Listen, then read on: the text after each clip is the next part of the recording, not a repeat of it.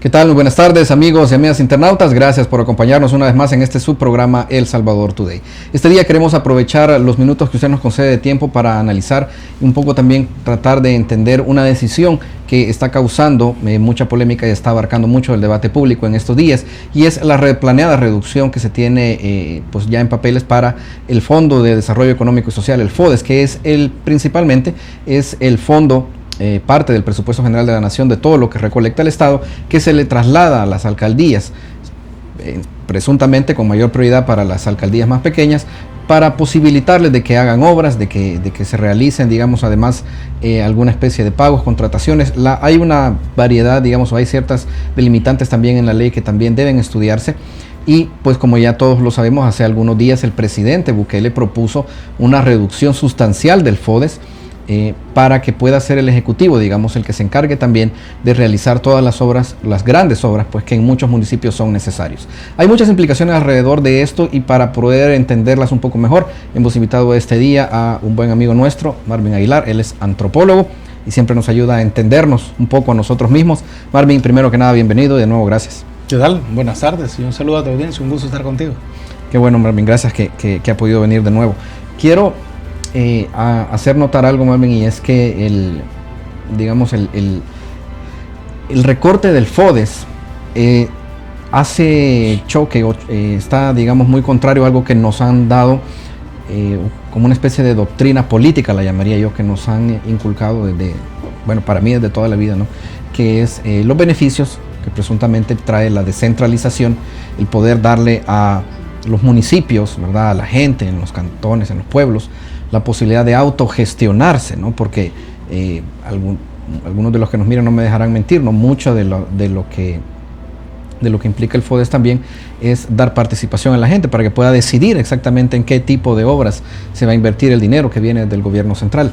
Ahora, la realidad pesa, ¿no? Y cae por su propio peso. No ha funcionado como debería. En años recientes nos hemos dado cuenta de para qué se ha estado ocupando el FODES, ¿no? Principalmente para gasto corriente, y muy lamentablemente, bueno, en el occidente del país nos dimos cuenta, si no recuerdo fue Sonzacate, un municipio el más pequeño, ¿no?, que recoge como $2,000 mensuales en tasas e impuestos, y el alcalde tenía un salario arriba de los $3,000, o sea, completamente fuera de la realidad, ¿verdad? Y claro, eso se compensaba con el FODES. Entonces es lógico, ¿verdad?, que se quiera reformar, es lógico que se quiera meter mano en eso, pero claro que hay implicaciones en esa decisión. Quisiera, Marvin, primero que nos ayudara un poco a entender sobre el surgimiento del FODES, porque entiendo que se aprobó allá por el 98, y eso no, digamos, y eso es más o menos reciente para los tiempos de la política en El Salvador, que debería también, bueno, ya 22 años, 23 años es suficiente para saber si el mecanismo funcionó o no, y las 2 o 3 aumentos que se le han hecho también en este tiempo. ¿Cómo lo ve usted? Siempre se supone en políticas de Estado, tú debes de tener un estudio técnico que te avale decir que no sirvió o que sí sirvió. Y uno de los grandes problemas que tiene el Estado salvadoreño es que no opera por resultados, sino que opera por metas. Entonces al Estado salvadoreño, fíjate, no le interesa si un puente va a beneficiar a miles de personas, le interesa hacer el puente, aunque ese puente no se necesite, por decirlo algo, ¿verdad? Y así con todas las obras. Y las implicaciones político-electorales que puede por traer ejemplo, exacto, más allá de que si sirve o no, tiene más peso el acto de inauguración, la propaganda que puedes hacer, digamos, de que has hecho una obra en un determinado lugar. Partimos de ahí porque es bien difícil decir si el FODES ha funcionado o no ha funcionado. Por eso es, digamos... Porque no hay criterios. Porque no hay un estudio técnico que nos diga si es perfecto, ¿verdad? Ahora, ¿hay otros países que lo tienen? Sí, porque fíjate que el FODES fue resultado del modelo alemán. O sea, prácticamente el FODES salvadoreño se tomó la idea de cómo Alemania hace. Entonces Alemania hace exactamente lo mismo, reparte el gobierno federal en los Länders, que son los estados, y los estados reparten en los municipios, porque el municipio es, si tú quieres, se entiende así en Occidente, como el inicio, la semilla de la democracia. El alcalde es el funcionario que está más cerca de la comunidad, porque tú lo ves todos los días, está ahí en tu pueblo. El presidente está en la capital, ¿verdad? Amurallado y rodeado del Estado Mayor Presidencial. El alcalde te lo puedes encontrar caminando en las calles de tu pueblo. Y esa accesibilidad hace que la gente se le acerque con mucha más confianza, hasta para pedirle el ataúd de un familiar que ha muerto, hasta para pedirle la pavimentación o el alumbrado público de una zona. Entonces, lo que se hablaba hace 22 años que se aprueba el FODES era que de qué forma podía fortalecer el municipalismo, la descentralización, el poder local. Uno de los problemas también históricos que ha tenido El Salvador es el surgimiento de localismos. Otra vez los políticos, para limar asperezas en las localidades donde había un hacendado que tenía extensiones grandes de terreno, pero no aceptaba al alcalde, o se había peleado con el alcalde que regía su hacienda, era crear un municipio para que este hacendado pues no se peleara. Muchos municipios surgieron de haciendas. Sí, ¿verdad? Entonces, que se fueron haciendo grandes o eran haciendas influyentes. Bueno, es más, por ejemplo, Ciudad Barrios y San Gerardo no eran municipios en el caso de San Miguel. O sea, Gerardo Barrios nace en Cesori y su hacienda abarca lo que hoy es Ciudad Barrios, y San Gerardo lo que hoy es otro municipio. Entonces lo que se hizo fue ir de feudos locales. Eso explica tal vez por qué tenemos 262 municipios en un país tan pequeño. Porque es más, todavía nosotros en San Miguel, fíjate, yo hago la broma con mis grandes amigos de San Antonio Silva. Es más, mi candidato suplente cuando fui precandidato a diputado era de San Antonio Silva. Y eso llevaba una intención, porque San Antonio Silva es el cantón más grande de San Miguel, a tal punto que se quieren independizar de San Miguel y convertirse en municipio. Tienen una lucha por volverse municipio. Entonces yo, reunidos con ellos, les decía, no les prometo que vamos a hacer los municipios, pero le vamos a dar un diputado a San Antonio Silva. Y eso les gustaba, ¿no? Tener un diputado de ahí. Entonces, bueno, éramos precandidatos. Entonces, en ese sentido, lo que yo te puedo decir es que hay muchos localismos que se han ido creando por la cultura salvadoreña de esta es mi tierra y vos no vas a venir a decirme a mí aquí, a San Miguel, vos que sos santaneco, qué es lo que yo debo de hacer. Y el santaneco también, ¿va? Igual. Entonces, la misma respuesta. Entonces, sí. Esto hace que en un momento determinado la gente de Oriente crea que el encargado de repartir los proyectos en San Salvador solo les da a los de Santana. Que los de Santana crean que solo les da a los de Chalatenango, que los de Chalatenango crean que solo les va a dar a los de San Salvador. Entonces, los que son de otro partido, que solo le va a dar a su partido, que no le va a dar a ¿cómo se llama?, a los de los partidos de la oposición. Entonces, de alguna manera, para eliminar toda esa centralización que durante los regímenes militares la tuvo el Ministerio del Interior, ahora de Gobernación, sí. Y para fortalecer la democracia local, se decidió crear el FODES y darles un porcentaje del presupuesto general de la nación a las alcaldías. Ahora bien, la idea está bien. Ahora, el punto es el siguiente, que creo yo. Se dejó libre a los alcaldes y en 22 años solo se ha metido preso a un alcalde, se ha condenado, que es el exalcalde de Olocuilta, Marvin Rodríguez, del partido Arena, que gracias a ese proceso, lo que te quiero decir es lo que me permite a mí, cuando hablo del tema del FODES, plantear la trama corrupta de cómo se ha utilizado el FODES. En el juicio que se le hace al exalcalde de Olocuilta, el único condenado en 22 años, se establece la trama. El alcalde hace proyectos en Olocuilta, se los da a una empresa y le pide un porcentaje. Ese porcentaje puede ir del 10%, 15%, 20% del proyecto. El empresario, que no fue preso, ¿verdad?, que esa es otra cosa pendiente, porque para que el alcalde sea corrupto, tiene que haber un empresario corrupto. Entonces, el empresario inflaba el presupuesto, la alcaldía pagaba el presupuesto y el empresario le hacía llegar el 10, el 15 o el 20% en dinero, ¿verdad?, al alcalde. Era el maletín negro del alcalde, ¿verdad? Se lo entregaba. El alcalde no robaba nada de la alcaldía. Era una triangulación. Exactamente. El alcalde, ¿de qué manera, digamos, robaba? Se ponía salarios altos, como tú decías. Se ponían dietas altas a los regidores para que no protestaran, ¿verdad? Contrataba a un montón de personal como para ir creciendo su feudo político, ¿verdad? Y en todos esos años se llegó a comprobar que el exalcalde de Loculta había comprado 11 propiedades. Cuando en el juicio tenía que comprobar si en base al salario y en base a sus ingresos que podía tener ya personales como empresario, le cuadraban para haber comprado 11 propiedades, incluyendo en San Salvador, resultó que no le cuadró. No pudo justificar. Sí, ¿de dónde? Y eran propiedades a su nombre. Cometió ese error también, que de las 11 propiedades, 10 estaban a su nombre y una a nombre de un hijo. Entonces, al no poder comprobar, lo condenan. Y es el único condenado en 22 años. Y gracias a ese proceso podemos saber cómo es que este alcalde hacía, y es evidente que todos los alcaldes lo hacían. Entonces, ¿esto justifica quitar el FODES? Yo creo que no.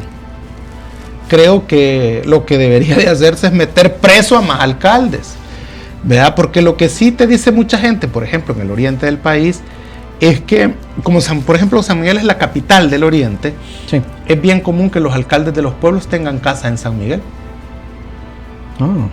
Y algunos de ellos hasta casa en San Salvador. ¿Cómo justifican eso los alcaldes?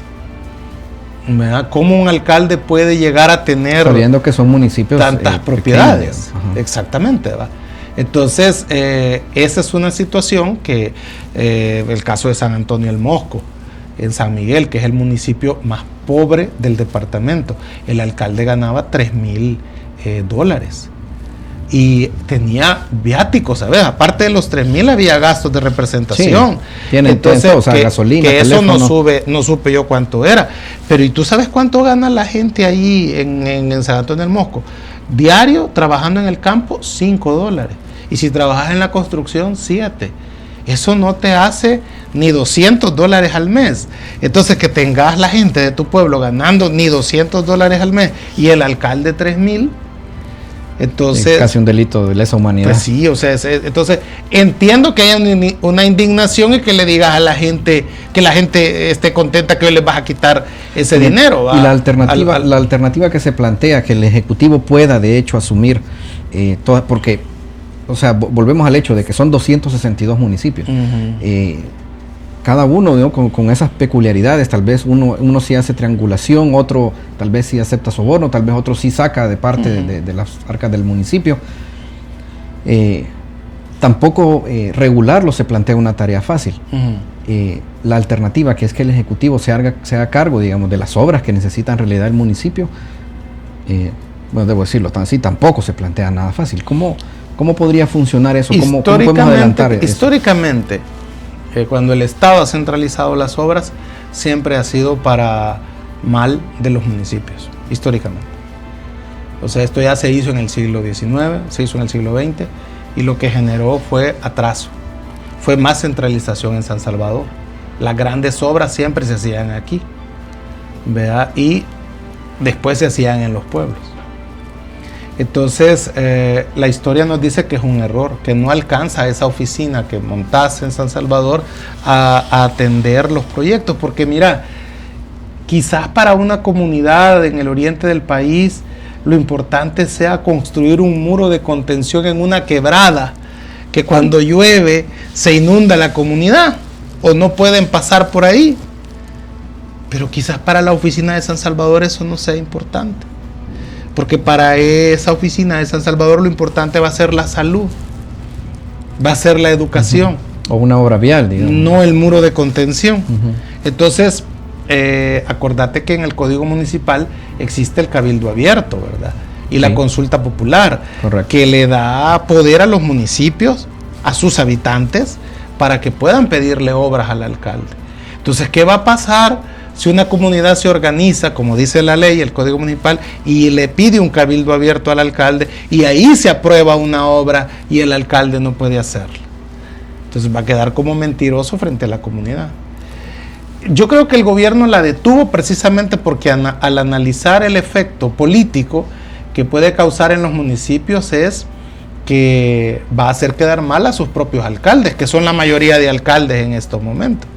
Entonces mucha gente votó por la N porque esperaba que al votar por la N, su municipio se iba a ver beneficiado porque iba a tener de la mano al gobierno, a la asamblea, y todo iba a llegar mucho más rápido. Lo que la gente está viendo en su municipio es que no está pasando eso.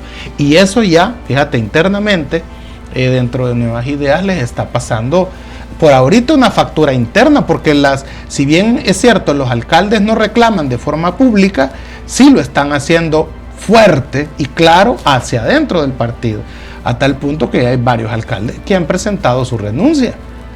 Y que hay varios alcaldes al consejo, y que no quieren llegar a las alcaldías porque la gente, mira, en los pueblos la gente te llega a pedir porque le van a cortar la luz y quieren que les deje el recibo de la luz. Te llegan a pedir, digamos, para pagar la universidad del hijo. Te llegan a pedir gasolina para la ambulancia porque hay que trasladar a alguien. O sea, te llegan a pedir para todo. Te llegan a pedir láminas. Entonces, el problema es que los presupuestos de la alcaldía no existe, si tú quieres, una partida social que le permita al alcalde estar regalando pisto, pues, para todas esas cosas que la gente cree que el alcalde debe de darles.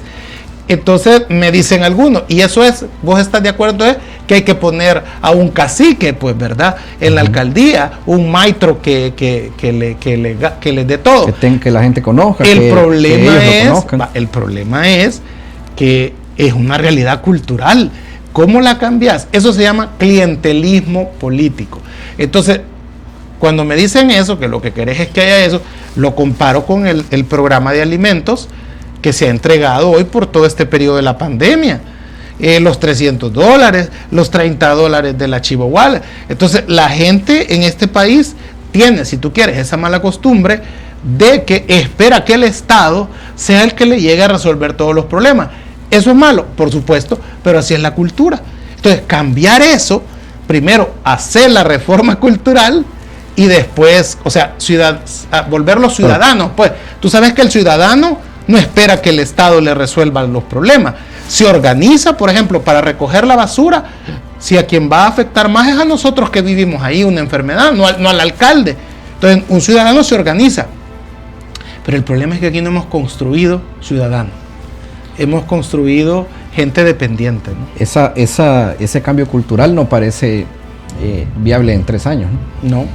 Entonces yo creo que el gobierno lo está haciendo por 2 cosas, creería yo. Pero hay una alternativa a las 2 cosas, es decir, evidentemente no se puede dejar el FODES sin tocar, ¿verdad? Pero tal vez no es necesario. El problema está, si me lo preguntas, en Corte de Cuentas y en la Fiscalía General de la República. O sea, tienen que meter presos a los que se roben y malversen los fondos. Y eso es lo que no ha querido hacer la Corte de Cuentas, porque la Corte de Cuentas ha sido un coto de caza de los partidos que no quieren tocar a sus alcaldes, porque los alcaldes son los que le llevan votos al diputado. Y si los diputados hacen que la Corte persiga a los alcaldes, no van a tener los apoyos en los municipios. Un diputado no puede hacer un mitin en un pueblo. No, necesita al alcalde. Necesita al candidato alcalde o al alcalde para hacer un mitin en el pueblo. O sea, es que es el diputado el que se sube a la tarima del alcalde en un pueblo. No es el otro mundo. Exacto. Entonces, no, ¿cómo va a querer la asamblea topar a los alcaldes? Eso es lo que nunca ha hecho la Corte de Cuentas. Por eso, en 22 años, solo un alcalde ha sido procesado, ni uno más. Y ves a los alcaldes que sí han cambiado su nivel de vida. Entonces, el problema está en la Corte de Cuentas y en la Fiscalía General de la República, que no investiga, no procesan, son demasiado, digamos, alcahuetes con la corrupción en la Corte de Cuentas y la Fiscalía. Ahí está el problema. No en quitar el FODES. Así como se plantea, parece un callejón sin salida o del que solo se podría salir con un vasto capital político que alcance, ¿verdad?, para impulsar esa reforma y aún así, digamos, sin afectar la postura o la solidez electoral de determinado instituto político con la gente. ¿No es eso lo que tiene ahorita Nuevas Ideas? Bueno, lo que sucede es que ya está sumando demasiados, proyectos, que este otro de quitar el FODES ya no es, fíjate, hacer una reforma o una transformación del país, es prácticamente echarse otros enemigos como oposición. Es que de repente vas a ver a los alcaldes de oposición marchando en las marchas que se están haciendo, ya sea porque los va a ahogar al municipio, ya sea porque el municipio no va a recibir obras. Entonces, el capital político que se tenía para poder hacer estos cambios se ha gastado en otras cosas. Y eso es lo que le entendería yo, lo que lo hace detener la reforma que estaba programada para hacerla el martes y que ha sido detenida. Entonces, esto puede ser por dos cosas. La primera, está pensando que se va a reelegir en la presidencia en el 2024 y este es un primer paso para un reordenamiento territorial que el país lo necesita. Los poblados que encuentran los españoles cuando llegan a San Miguel, por ejemplo, eran 8 poblados indígenas. Hoy tenemos 20 municipios. Con eso te estoy diciendo, ¿verdad? Hacia dónde debería de dirigirse el país. O sea, hay demasiados pueblos. Entonces, las jefaturas de distrito, en el caso de San Miguel, son 3. San Miguel, Ciudad Barrios y Chinameca. ¿Será que debemos devolver a los distritos? Probablemente ayuden. ¿Verdad? Y que, digamos, el distrito de Ciudad Barrios sea, como llamamos aquí, el Gran San Salvador, ¿verdad? O sea, debería de existir ya Soyapango, mexicanos, como entidades culturales, sí, pero como municipios, o hacemos un solo municipio que ya le llamamos el Gran San Salvador, y lo que van a hacer Soyapango, Ayutuxtepeque, San Marcos son distritos del Gran San Salvador. Entonces, eso podría ser una de las, si es la intención de eliminar el FODE para ir planteando un reordenamiento territorial, te diré, es correcto, el país necesita eso. Y como tú decías, se necesita un gran, digamos, caudal político para poderlo hacer, porque esto va a generar en las poblaciones como que los están desapareciendo del mapa. Una reforma administrativa, territorial, política tiene. Y lo otro es que lo está haciendo porque no tiene dinero, tiene una crisis financiera, lo cual es cierto, ahorita el Estado, y mejor va a centralizar el dinero por si lo necesita, ¿no? O sea, en estos momentos, yo no sé si tú has analizado en tu programa lo que está pasando a nivel mundial, que la cadena de suministros se está deteniendo, hay una escasez de alimentos, hay una escasez de energía, y esto allá por diciembre va a afectar a El Salvador. Ahora bien, a eso sumarle, esos son problemas, el aumento del petróleo también, esos son problemas que no ha generado el presidente Bukele. Pero, son problemas del entorno internacional. Sí. Pero el problema que nos tenemos con los estadounidenses, que han hecho dos cosas importantes: que no le presten dinero a El Salvador y que Interpol ignore las órdenes de captura que emite El Salvador, esa es intervención directa de los Estados Unidos. Entonces, cuando se venga la crisis desde afuera, ¿cómo vamos nosotros a soportar esa embestida económica que viene del mundo? Por eso el gobierno tiene que tener como concentrado el dinero, digamos, se está preparando para una eventual crisis en el 2022. Eso también podría ser la otra explicación de por qué está centralizando esto. Entonces te diré, más que hacer obras en los pueblos, habría otras prioridades. Van a haber otras prioridades que el gobierno va a tener que solventar. Entonces también a eso se debe que centralice el dinero, ¿va? O es eso o es lo otro. Pero a ver, por ejemplo, para poner un poco más en contexto también, por ejemplo, muchos alimentos, muchos bienes se han escaseado por problemas que ha habido de logística, ¿no? Porque las mismas restricciones que se imponen a través de la pandemia, por ejemplo, hace poco reportábamos eso, por ejemplo, mantienen algunos contenedores que no se pueden ocupar. No es que no existan los contenedores necesarios, sino que no se pueden ocupar. Y ese retraso en las cadenas de distribución es como que no hubiera por ejemplo, oferta, digamos, pero hace crecer los precios. Interesante, te cuento esto. En diciembre los teléfonos, toda esta gama va a subir de precio. Porque Taiwán siempre han sido caros. Van a ser más caros. Entonces, porque Taiwán ha dejado de producir chips. Taiwán es el principal productor de chips. ¿Y qué lleva chip? Todo. Hasta el cepillo de dientes. Todo lo que es eléctrico, para que nos entienda la audiencia, lleva un chip. Pues resulta que Taiwán ha tenido una sequía, ¿verdad? Y un desabasto de materias primas para fabricar los chips. Entonces ya paró la producción. Los apagones en China. Por ejemplo, los apagones están pasando donde Apple produce sus teléfonos. Entonces Apple ha tenido en China que detener los niveles de producción. ¿Y sabes qué otra empresa produce ahí en donde están pasando los apagones en China? Tesla. ¿Verdad? Entonces esto, ahora bien, la sequía que está pasando, tú te pones este proyecto del Paraná, Paraguay, el río Paraná.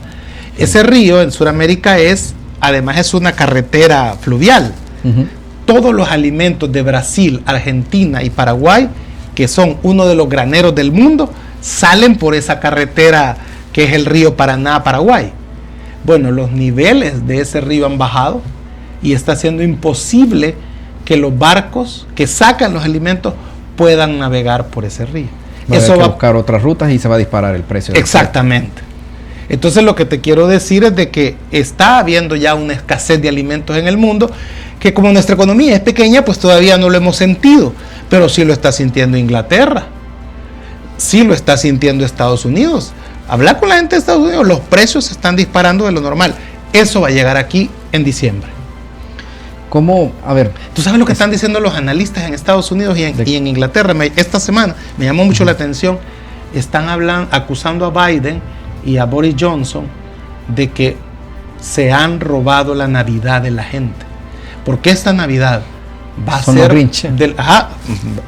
ser una de las Navidades más pobres para los británicos y para los estadounidenses. O sea, así de grave está la situación allá. Entonces, tarde o temprano va a llegar aquí. Entonces el gobierno necesita tener ese control. Eso explicaría también por qué está sacando todo el dinero del Estado, de la banca privada, a la banca pública, ¿verdad? Para poder tener, acceso a comprar letes y setes, el Banco de Fomento y el Banco Hipotecario, si no se los quiere comprar la banca privada, por ejemplo.